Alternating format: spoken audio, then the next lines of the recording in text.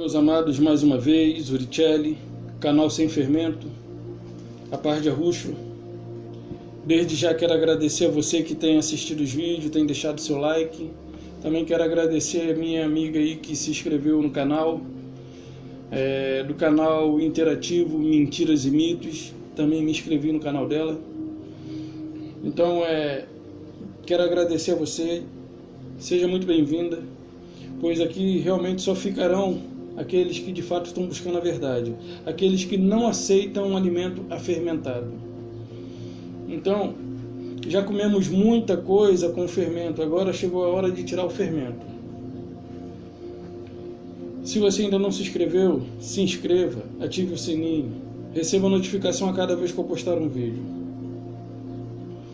Bom, pessoal, eu estava conversando com meu irmão ontem e me veio um pensamento a respeito da morte do Salvador. Eu fiquei pensando o que pode ter feito com que ele viesse e morresse em nosso lugar. Porque a expressão máxima desse motivo nós a encontramos, a expressão máxima do motivo pelo qual ele morreu, nós a encontramos em João 3,16. Porque Yahweh amou o mundo, que enviou o seu Filho unigênito para que todo aquele que nele crê não pereça, mas tenha vida eterna. Ok?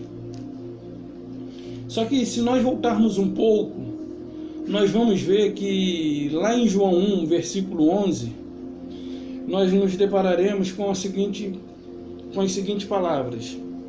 Veio para o que era seu. Seu aqui tem o significado de casa. Veio para os da sua casa, ok? Veio para o que era seus, os seus não o receberam, mas todos quantos lhe receberam, deu-lhes o poder de se tornarem filhos de Yahweh, a saber, os que creem em seu nome. João 1, 11 e 12. Ok? Eu fiquei pensando, mas por que ele morreu? Quando ele chama o povo, quando ele chama Moisés e liberta o povo do Egito, ele guia ali o povo pelo deserto, peregrinam ali com o Criador por um período de 40 anos. Eles teriam acesso rápido à Terra Prometida, sim, se fossem obedientes. Porém, eles vieram de uma cultura da qual já estava impregnada. A cultura da qual eles veio já estava impregnada e provavelmente todos ali cometiam atos pagãos perante o Criador, coisa que é abominável aos olhos dele. Por isso ele estabeleceu 613 regras, leis, além dos 10 mandamentos. Porque eram 248 proibições de coisas que eles deveriam fazer, 248 coisas da qual eles deveriam fazer e 365 coisas da qual eles não deveriam fazer. Eu tenho aqui os 613 preceitos.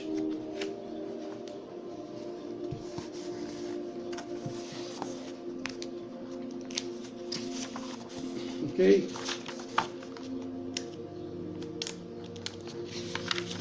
Começa aqui. Aí vai isso aqui tudo. 613 preceitos. 248 positivos. 365 negativos. Então, quando ele guia esse povo no deserto, quando eles acamparem em um determinado lugar, o Criador estabelece ali a construção do tabernáculo. Ele dá as orientações a Moisés, constrói o tabernáculo, e aí Moisés vai acima, né? E traz ali os 10 mandamentos e as outras ordenanças.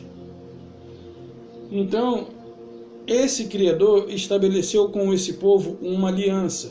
Aliança, símbolo de união. União igual casamento. Aliança, símbolo de uma união, casamento matrimonial. Então ele se casou com essa nação. E a todo tempo ele se manteve fiel, enquanto toda essa nação se manteve infiel. Pouco foram os que andavam segundo os preceitos. Mas mesmo assim, muitos deles, por melhores que fossem, erravam, porque nenhum deles e nenhum de nós nos dias de hoje seríamos aptos para seguir aquilo ali à risca, para andar na conformidade da qual ele havia estabelecido, porque as suas leis exigiam daquelas pessoas justiça da qual eles eram insuficientes para cumprir. Então a lei que ele havia estabelecido estava em vigor. O povo estava subjugado por essa lei, porque lá em Romanos 7 nós vemos Paulo dizer que a mulher está ligada ao marido pela lei. O homem está ligado à lei. O homem ele está ligado à lei, coisa do tipo, depois a gente vê. Só que como eu posso afirmar para você que essa nação era a esposa dele? Isaías 54, versículo 5. Vamos abrir. Isaías 54, 5.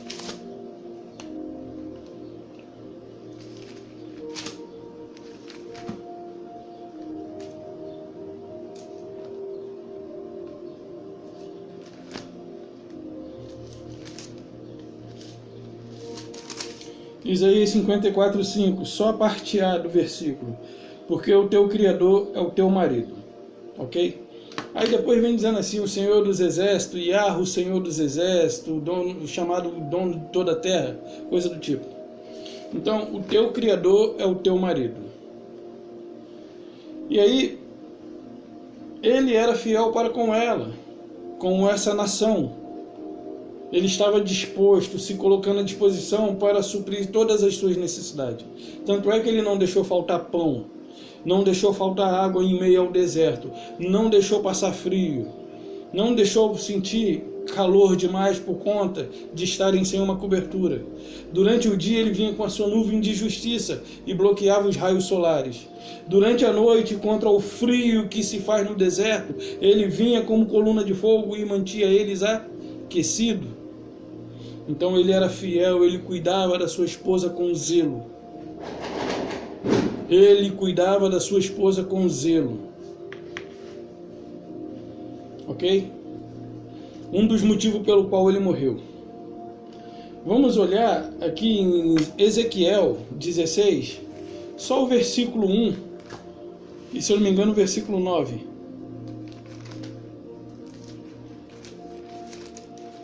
Que ele está se referindo. Ele se refere a Jerusalém assim, ó, o 2. Filho do homem, faze conhecer a Jerusalém as suas abominações. Ok? Porque aqui está falando da infidelidade de Jerusalém, segundo a epígrafe. Ezequiel 16, versículo 2. Aí o 9, deixa eu ver, o 9...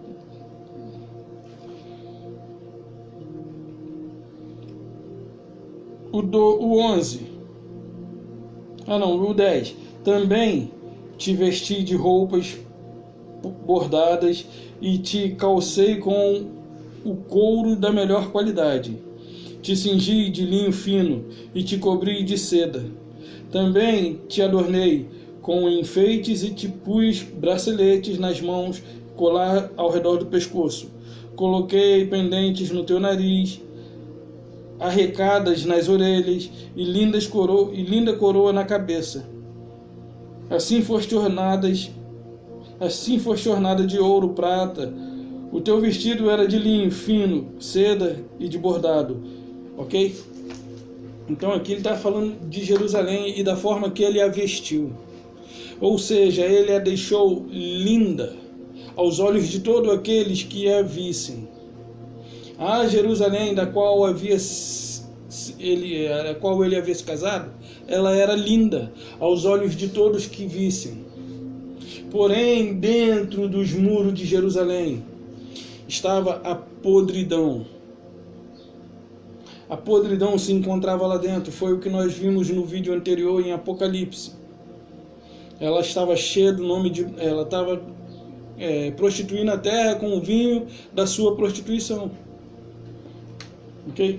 Então, quando ele veio, ele tinha um objetivo. Ele veio porque todos, até incluindo os gentios, todos nós éramos eleitos à predestinação à vida eterna desde antes a fundação do mundo. Ok?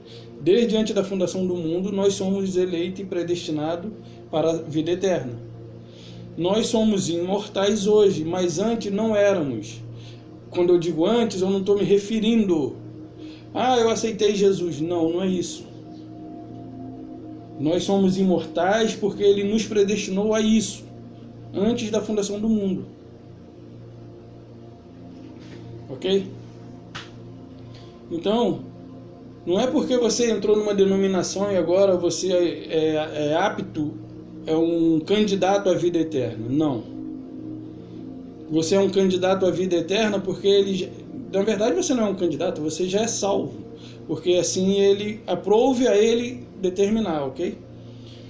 Então, lá em Coríntios, Coríntios 7 também serve, mas lá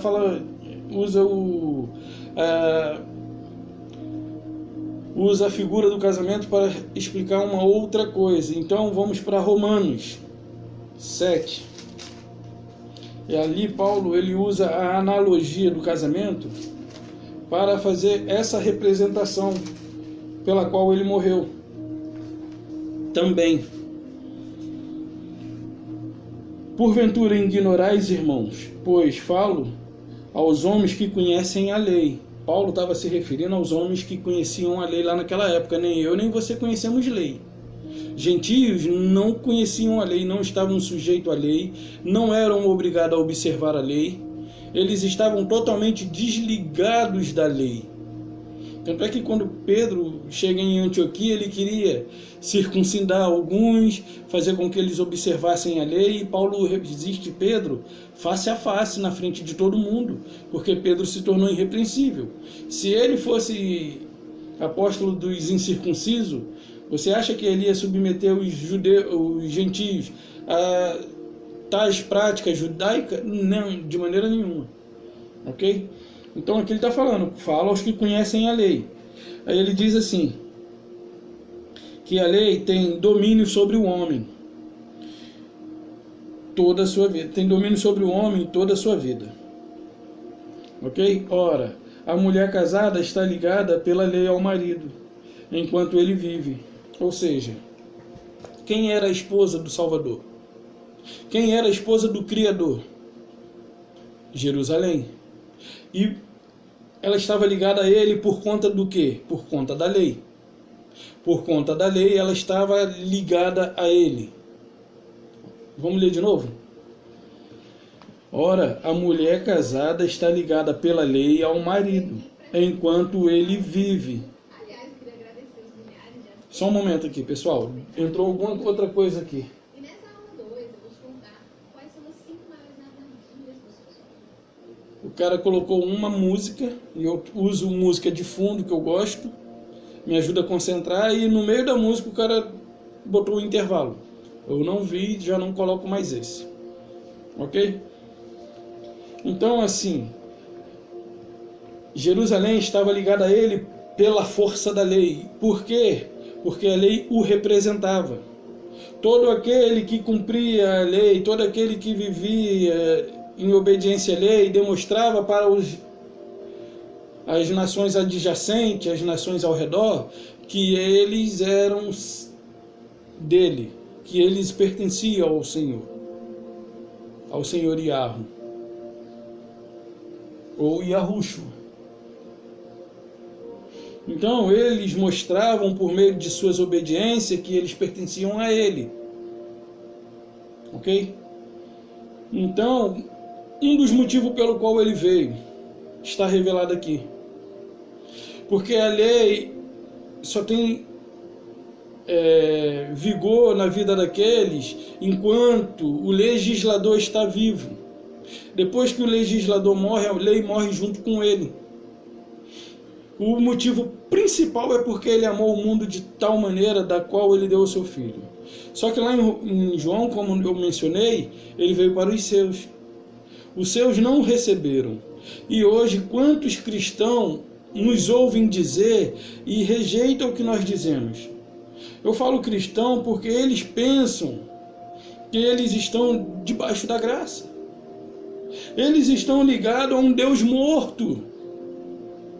Porque eles estão ligados debaixo da lei, eles estão cumprindo o rudimento de coisas que passaram. Então eles estão servindo a um Deus morto. Eles estão servindo a Yahushua Nazareno, ou seja, melhor para agradar ele, Jesus Nazareno, que está morto. Mas nós andamos debaixo da graça de Yahushua ressuscitado. Ou para você, cristão, Jesus ressuscitado. Não mais o Jesus Nazareno que andou e peregrinou nessa terra. Porque ele morreu para liberar o seu povo. Ele morreu para lhes tornar livre. Eu digo livre aos judeus, porque gentios já era livre. Nós gentios já éramos livres, se nós estivéssemos naquela época. E vivendo ainda mais hoje debaixo da graça. Nem os judeus estão presos à lei por conta daquele que era esposo deles ter falecido. Mas o esposo faleceu para que eles se casassem com aquele que ressuscitou. É o que Paulo vai dizer aqui. Versículo 3 do 7, Romanos 7 agora, versículo 3. De sorte que será considerada adúltera, se vivendo ainda o marido unir-se com outro homem. Porém, se morre o marido, estará livre da lei, e não será adúltera se contrair nova núpcias. Assim, olha só, o 4. Assim, meus irmãos, também vós, morreste relativamente à lei, por meio do corpo de Yahushua ou de Cristo, para pertencerdes a outro, a saber, aquele que ressuscitou. Então, ele liberou o povo judeu para deixar de pertencer ao que andou, para pertencer a outro. Qual é esse outro? O que ressuscitou. Não é o mesmo.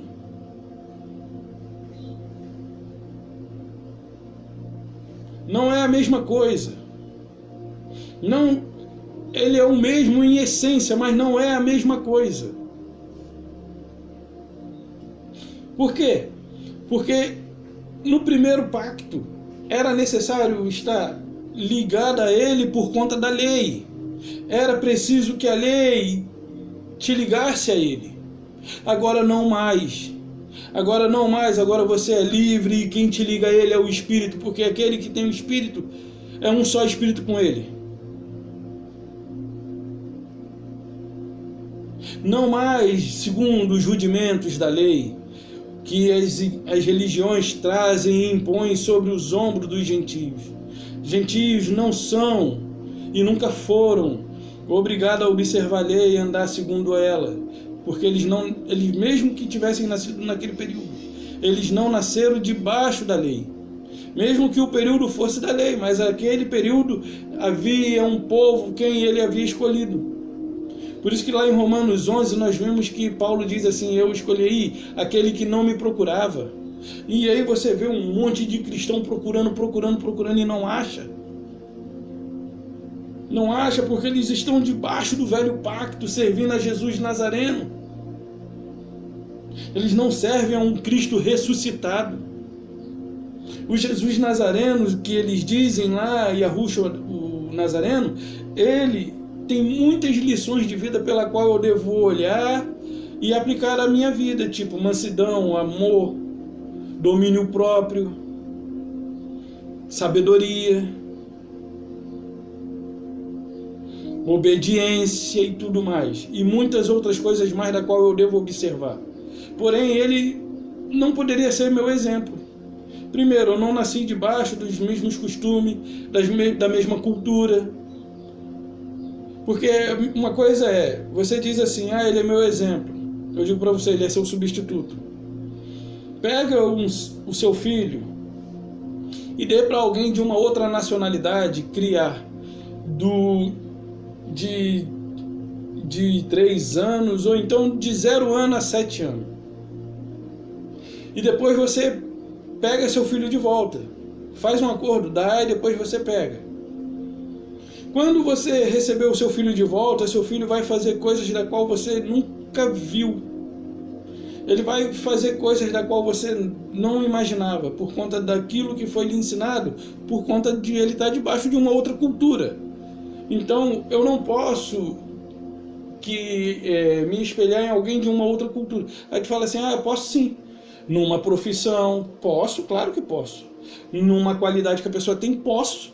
Mas a pessoa que vive numa determinada cultura e anda debaixo de determinadas leis, ela anda de acordo com as leis determinadas no país em que ela se encontra. E da mesma forma, foi com Yahushua.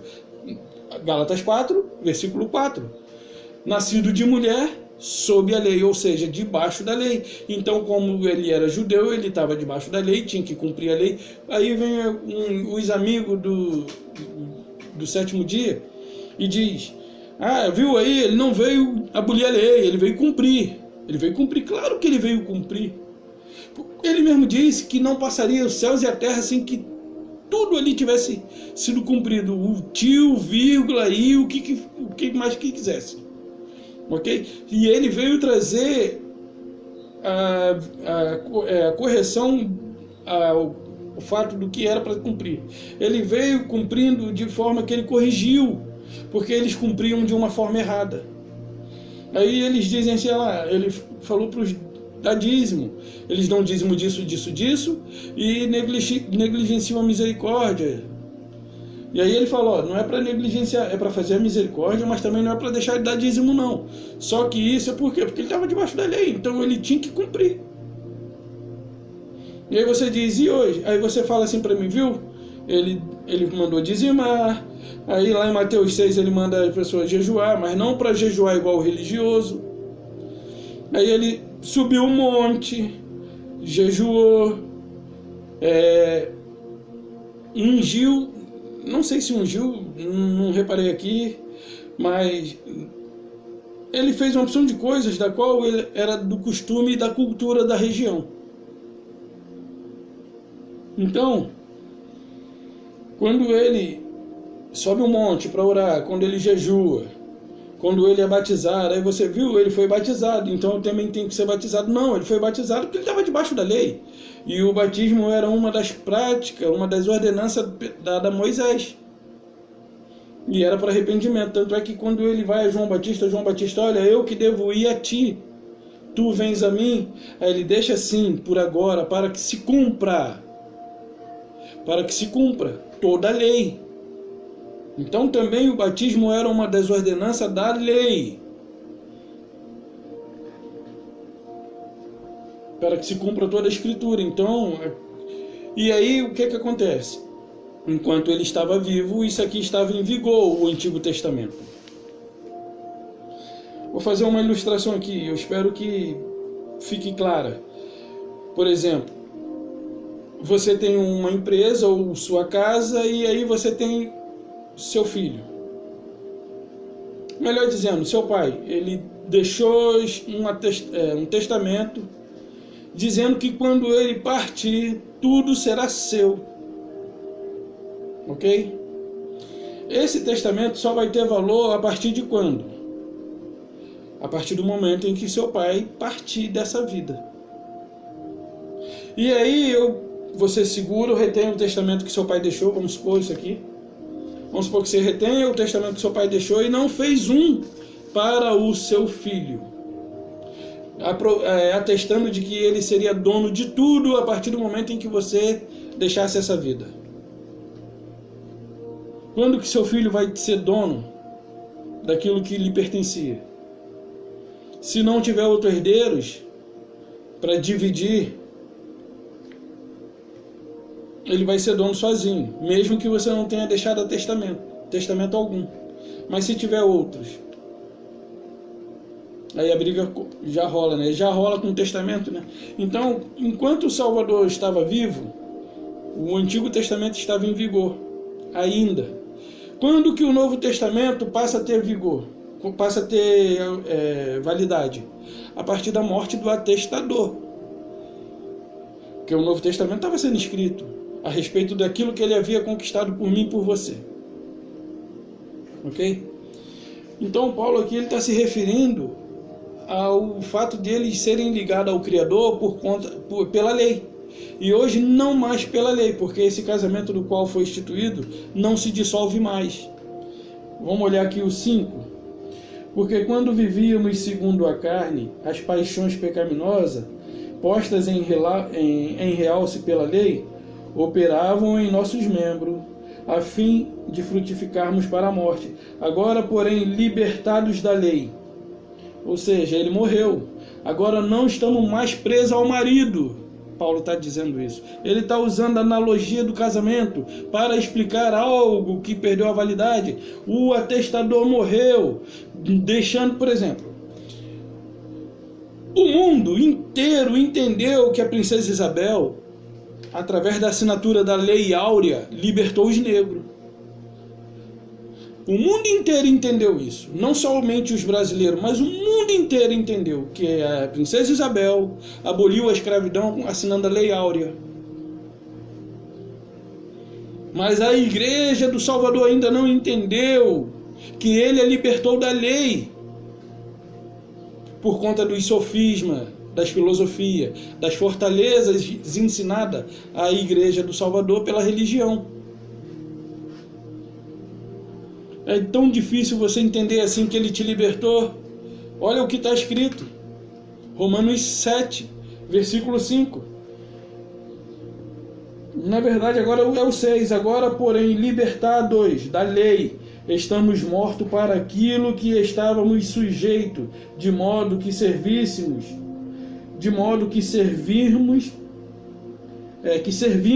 em novidade de espírito e não na caducidade da letra.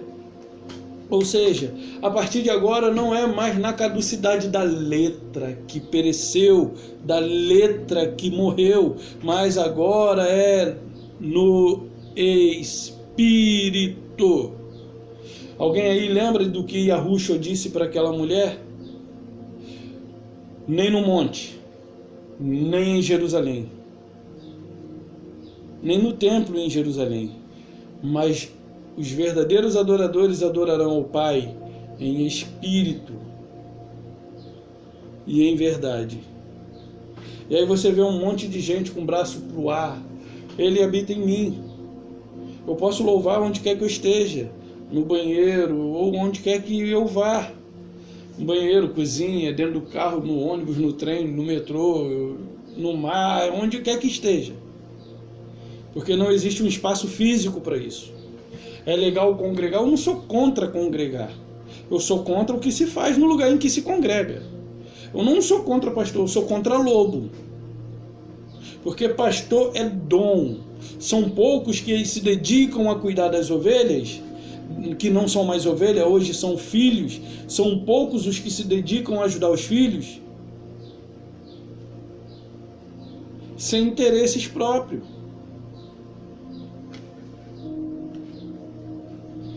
Então, Paulo está dizendo aqui, servimos em novidade de espírito, não na caducidade da letra.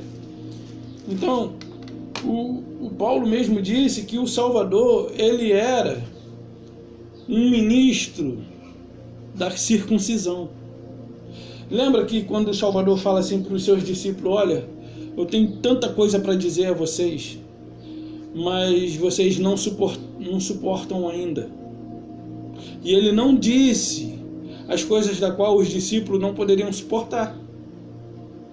Mas ele tinha alguém preparado para poder trazer as coisas da qual os seus discípulos não suportariam. Não só os seus apóstolos, os seus discípulos, e os que ele escolheu como discípulos, e todos os outros, os apóstolos e todos os outros discípulos.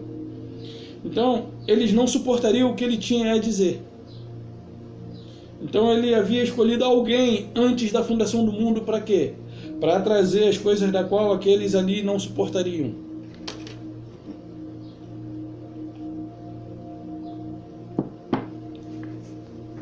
Porque quando ele veio, ele veio com um propósito.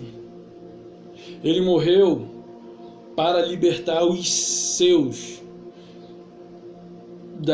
do juízo. Por isso diz, ele veio para os seus. Aí ele envia os discípulos ali com uma grande necessidade de urgência. Ele escolhe 70 e envia 2 em 2, ou seja, foram a 35 cidades, era o mundo de então. Esses 35 era o que compreendia o mundo de então, eram 35 cidades. Porque a palavra mundo ali, na época, o que ele disse, ide por todo mundo pregar o evangelho, a palavra mundo ali vem de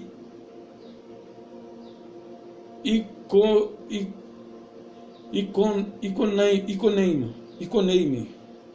Eu acho que é isso. Iconeime.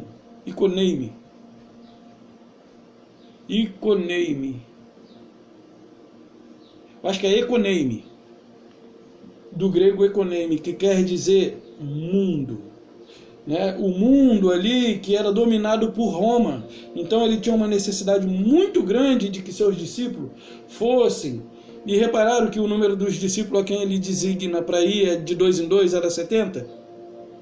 Faz sentido, né? É algo profético. Daniel profetiza 70 semanas. Ele escolhe 70. E no ano 70 caiu. No ano 70 estabeleceu de uma vez para todo sempre o seu reino. No ano 70 ele destruiu a morte. Por que ele destruiu a morte? O que era a morte? A lei. O templo estava de pé, a lei estava de pé. Por isso que ele Paulo chama lá em Coríntios 3, 2 Coríntios 3, 7, que ele chama o ministério de morte gravada com letras em tábuas de pedra. Ou seja, tudo aquilo que havia sido escrito em pedra era um ministério de morte, incluindo o que foi escrito em tábuas de pedra? Os 10 mandamentos, ok? O contexto ali é isso. Então, quando o Salvador, é que eu não estou lembrado o nome aqui, mas é econeime, eu acho, se eu não me engano, e econeime, depois eu vou ver. E se for, eu vou colocar no vídeo posterior a isso. Então, compreendi o mundo da época, né? Compreendi o mundo da época. O evangelho tinha uma necessidade de ser pregado em todo o mundo para que o fim viesse. E é onde os cristãos de hoje se confundem. Porque eles não creem que o Salvador já estabeleceu o seu reino, que ele já reina com cetro de justiça. O Salvador ele já reina no seu reino, com cetro de justiça. Porém, os cristãos ainda procuram fazer algo para que o fim venha, quando o fim não se refere ao fim do mundo. Você lembra lá de Mateus 24, versículo 14? Antes, lá no 1 e 2, ele diz, olha, vede tudo isso, não ficará aqui pedra sobre pedra, referindo-se ao templo e não ao mundo. Porque se for ao mundo, como diz algumas denominações aí, que defende que ele virá e destruirá essa terra, queimará toda a impureza, queimará, e aí você vê tantas usinas nucleares que, se forem ativadas, destroem essa terra. E aí ele vai vir, vai derramar fogo, e isso é literal na compreensão dessas pessoas. E aí vai contrariando o que diz lá em Eclesiastes 1, versículo 4. Geração vai, se não for 1, 4, é 4, 1. Geração vai, geração vem, mas a terra permanece para sempre. Eu vou até abrir porque preciso te entregar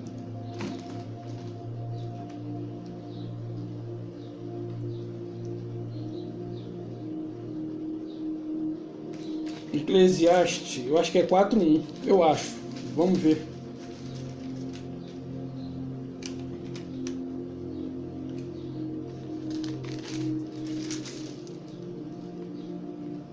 Não, é 1:4.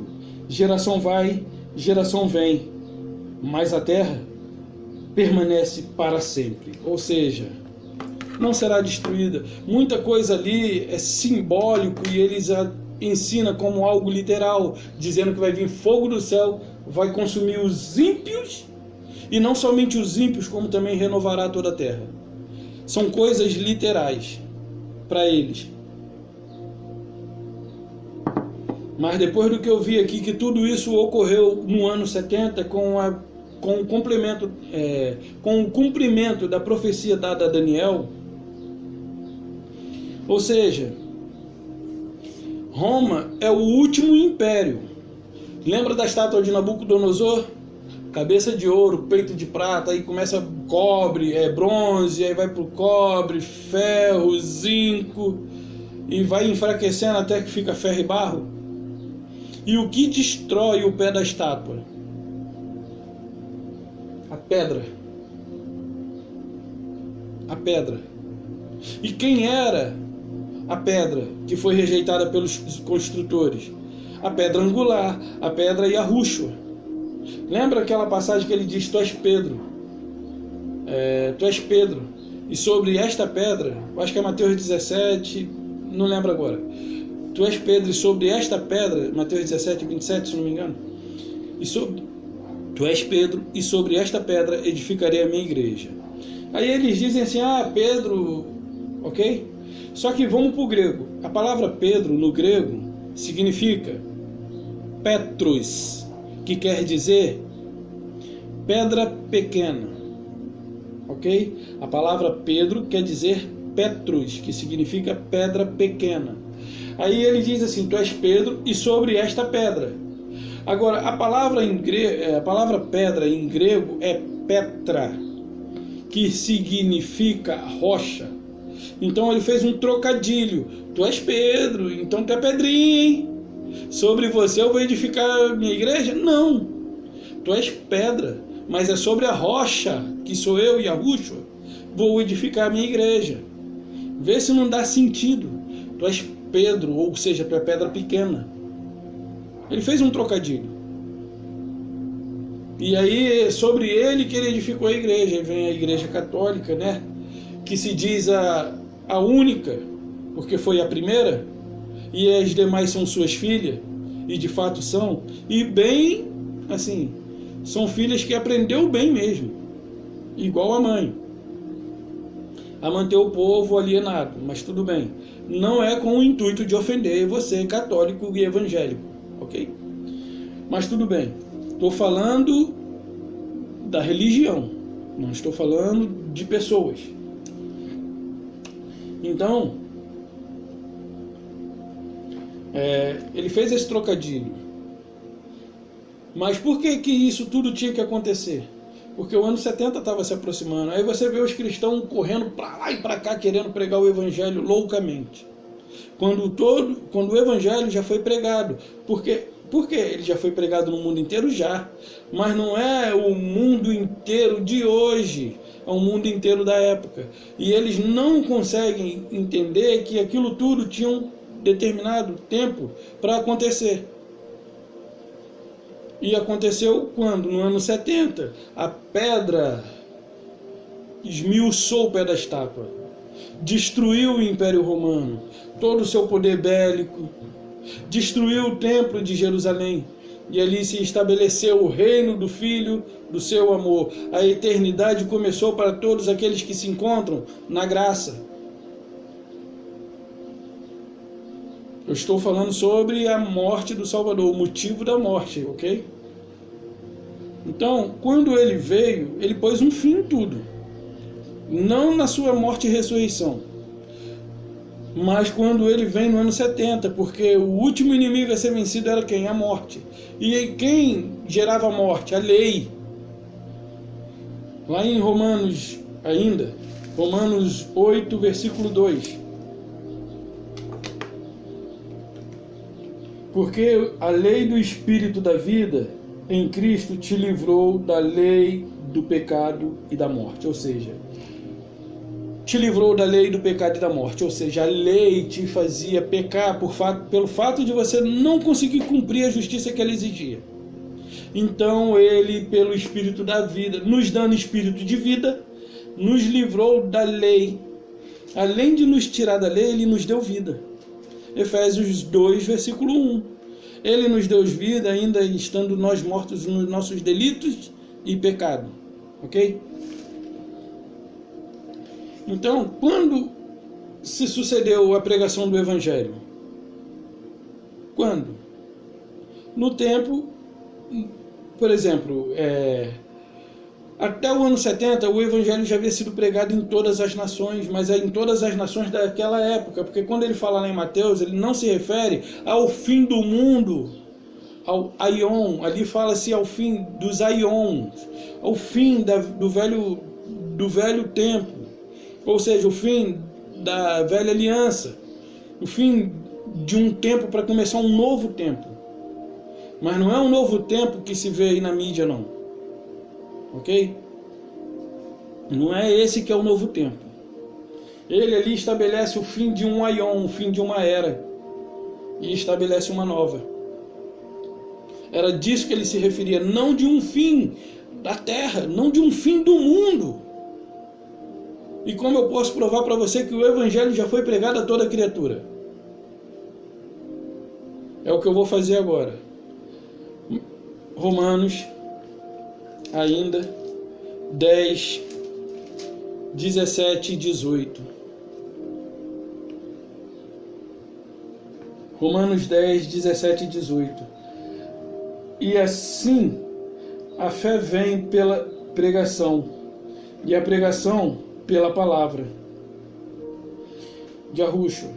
Mas pergunto, porventura não ouviram? Sim, por certo.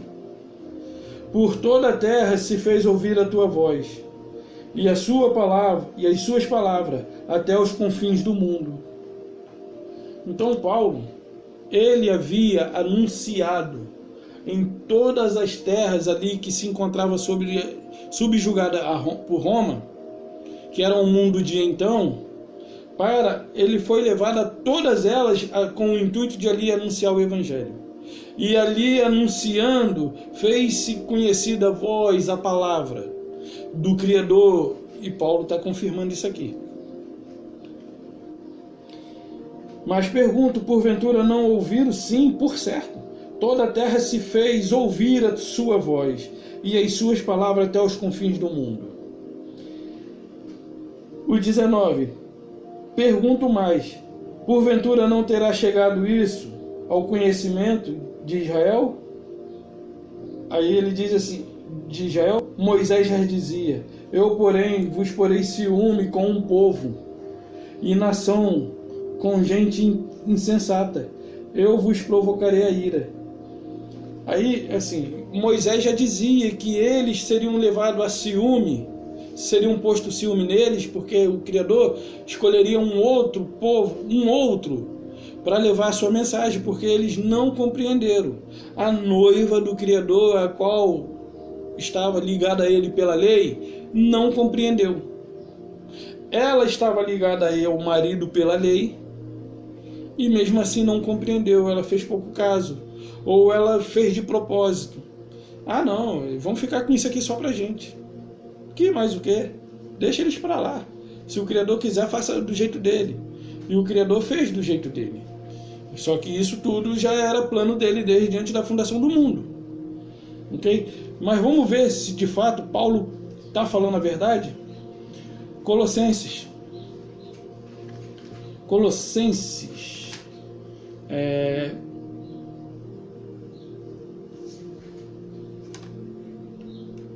Qual é o verso agora? Colossenses. Deixa eu ver aqui porque eu não marquei.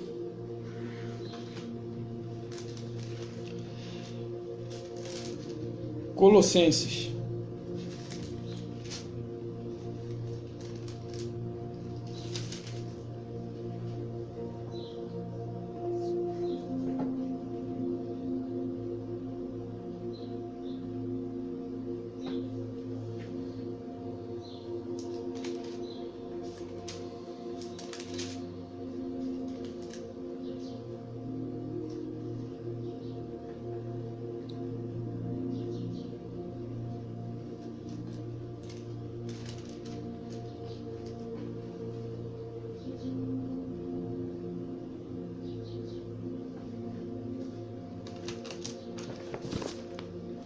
Eu não marquei. que Paulo fala. Deixa eu ver se eu acho aqui, pela graça do Salvador.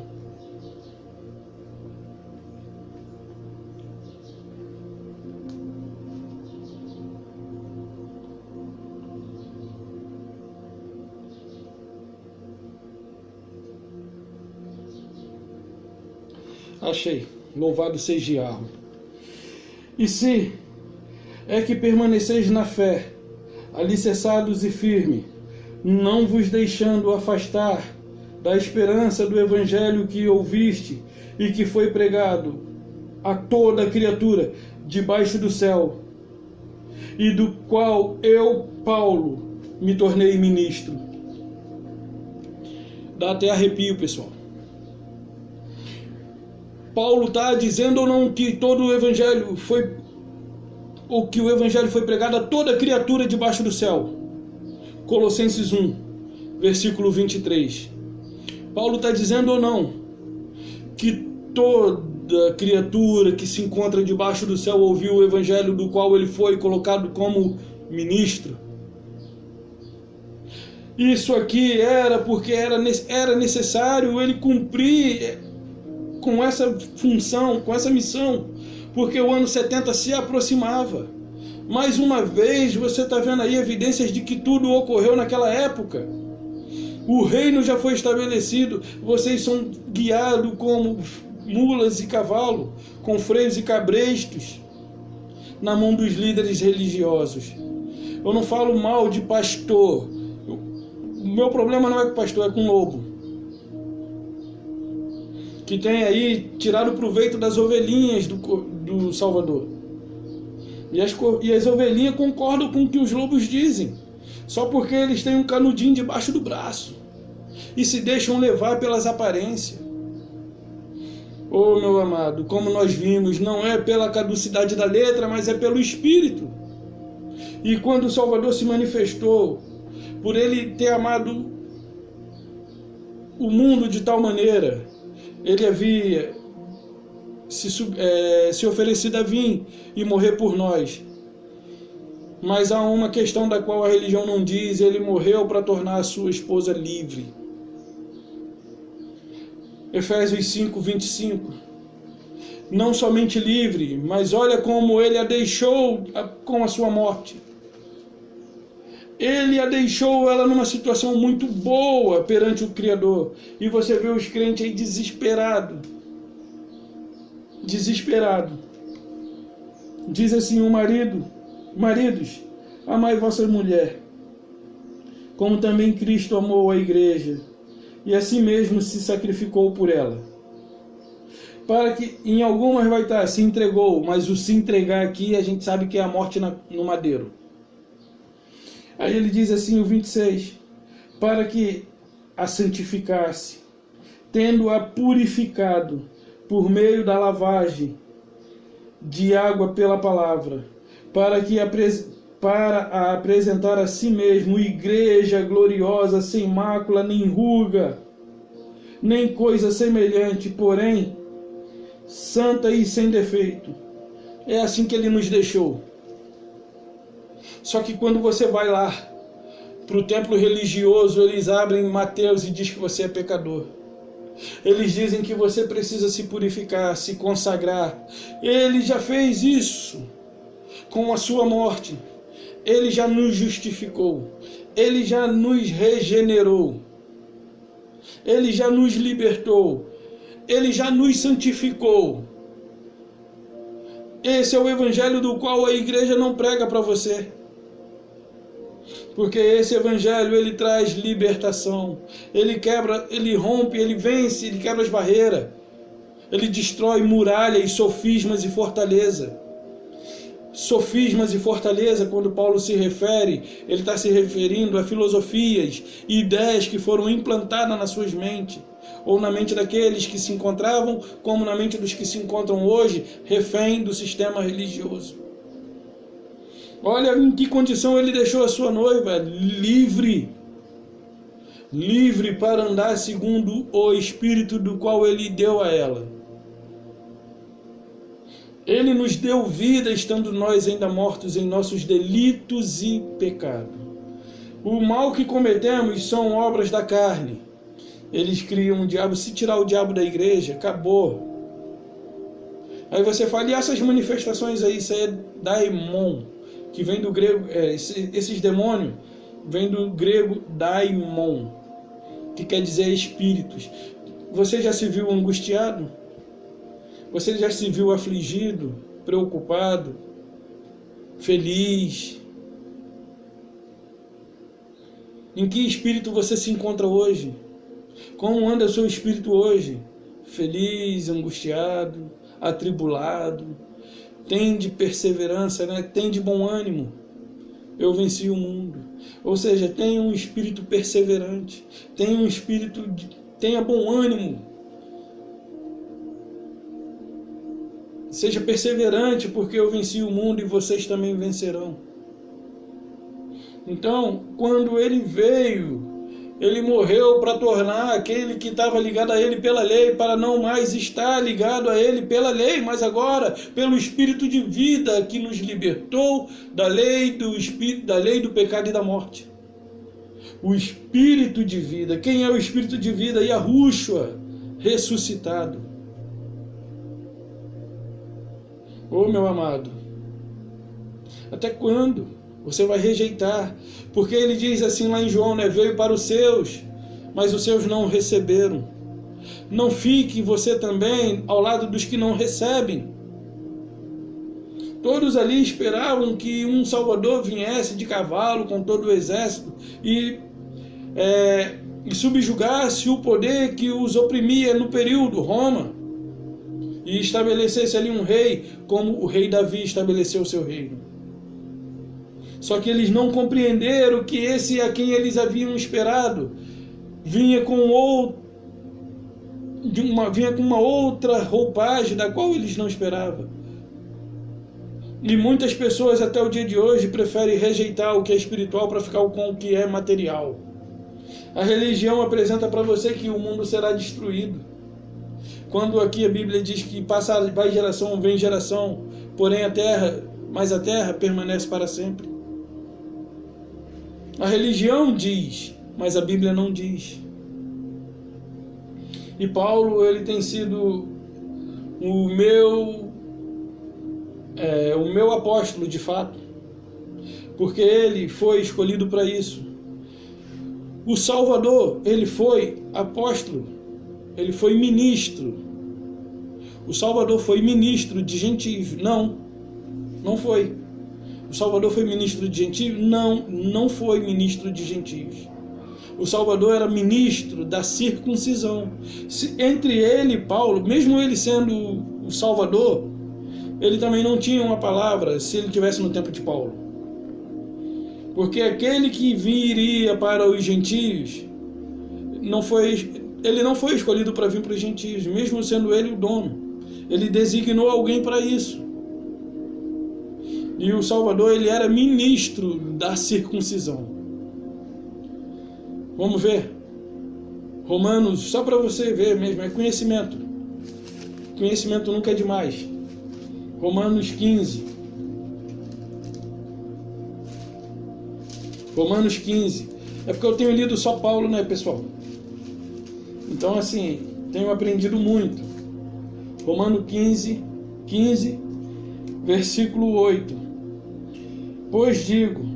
Digo, que Cristo foi ministro da circuncisão em prol da verdade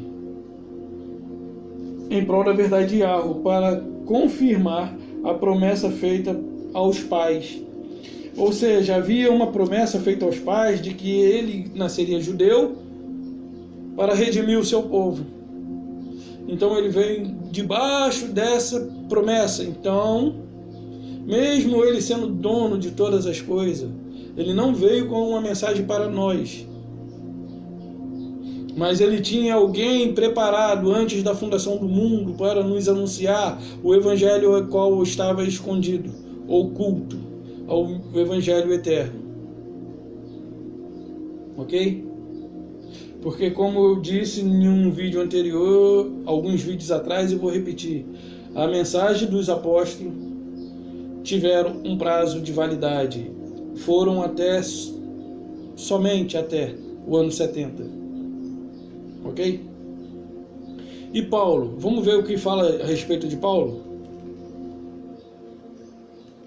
Atos 13, verso 47. Vamos ver o que aqui fala de Paulo? Vou até marcar porque não está marcado aqui. Atos 13, 47. Porque o Senhor assim quis, ou assim, porque o Senhor assim nolo determinou, ou seja, assim determinou. Eu te constituí para a luz dos gentios, a fim de que seja para a salvação até os confins da terra, ou seja, até os confins da terra. Então Paulo pregou aos gentios até os confins da terra. Do mundo de então, da época de Paulo, antes do ano 70. Aquela carta escrita aos Colossenses foi escrita no ano 61, 9 anos antes do ano 70. Deixa eu marcar aqui. Esse que fala a respeito de Paulo, ministro dos gentios, né? Te constituí para a luz dos gentios, que isso aqui é uma profecia que foi dada lá em Isaías, só que os judeus ignoraram. Então, ele diz assim, né? Tá, 48 também, deixa eu marcar aqui. Aí ele diz assim, os gentios ouvindo isto regozijavam-se e glorificavam a palavra do Senhor, e creram todos que haviam sido destinados para a vida eterna. Então eles ficaram felizes de saber que, como figueira bravas, foram enxertadas. Ok? Agora vamos ver, fechando aqui, Gálatas.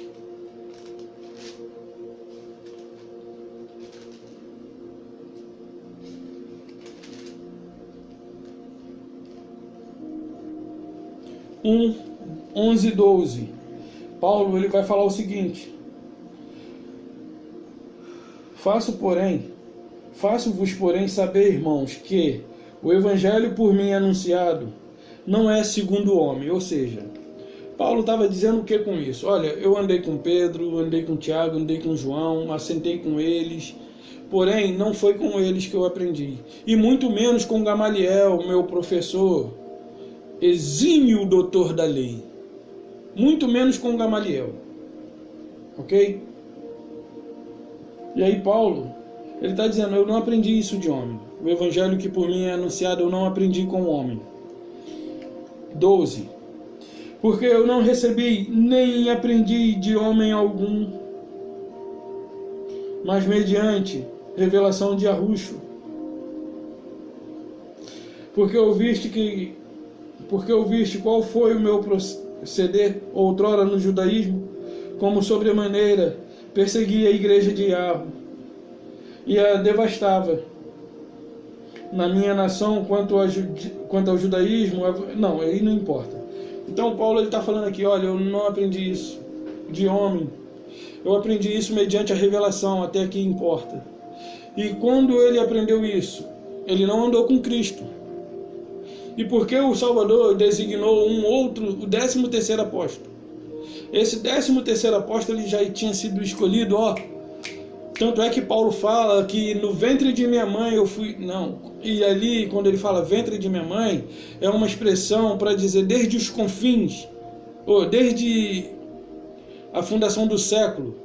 Ele me escolheu antes da fundação do século, porque no ventre da minha mãe eu ainda não existia. Ou seja, antes da fundação do século, ele já havia me escolhido. Tanto é que ele fala lá para Jeremias, né? E aí você vê os crentes, né? Quer ver uma coisa que eu tenho aprendido? Romanos 9, mas eu não vou ler não.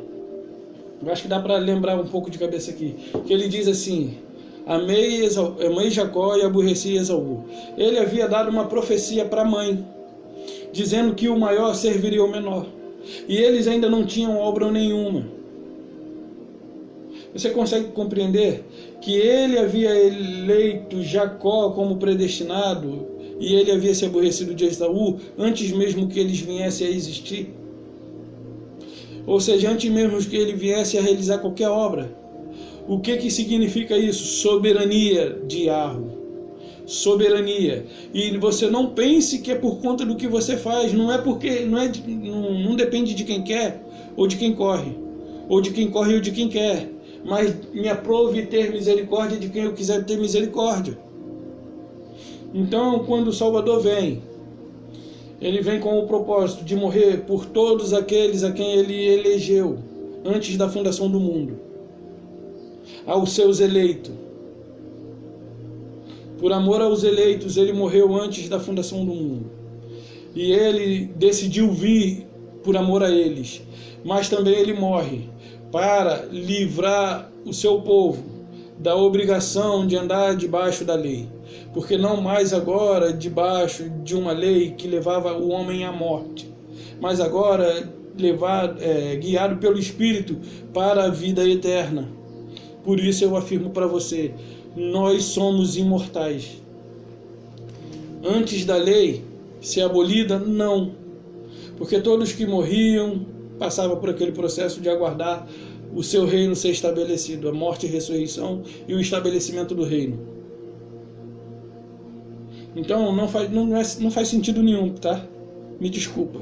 Não faz sentido nenhum ele dizer que logo venho, eis que em breve venho, eis que está próximo, eis que estou à porta. Não faz sentido algum ele dizer isso, o tempo está próximo, e demorar mais de 2000 anos para vir. Já perdeu o sentido a palavra está próximo. Já deixou de ter significado. O estar próximo não pode se referir a algo que vai acontecer séculos, nem mesmo décadas. E olha que o estar próximo ali ainda demorou mais 3 décadas. Então, essa é a mensagem que eu deixo. Espero que possa trazer luz ao seu coração, que um dos motivos pelo qual ele morreu foi para que a lei fosse abolida, porque ser humano nenhum tinha e estava apto, tinha condição e estava apto para cumprir com a justiça que a lei exigia das pessoas, ok? A lei exigia das pessoas mais do que elas podiam. E aí eles, por medo, criaram muitos outros mais, mas aqueles do qual ele criou, não foi os judeus, foi o Criador que revelou a Moisés para ele estabelecer aquelas regras. E assim o povo não tropeçaria num só ponto, mas tropeçaria em todos. E hoje nós temos uma denominação que leva as pessoas a tropeçar, que leva as pessoas para o velho pacto e fazem com que eles tropecem. Querendo guardar por causa de um só mandamento, faz tropeçar o restante. Ok? Pessoal, até a próxima.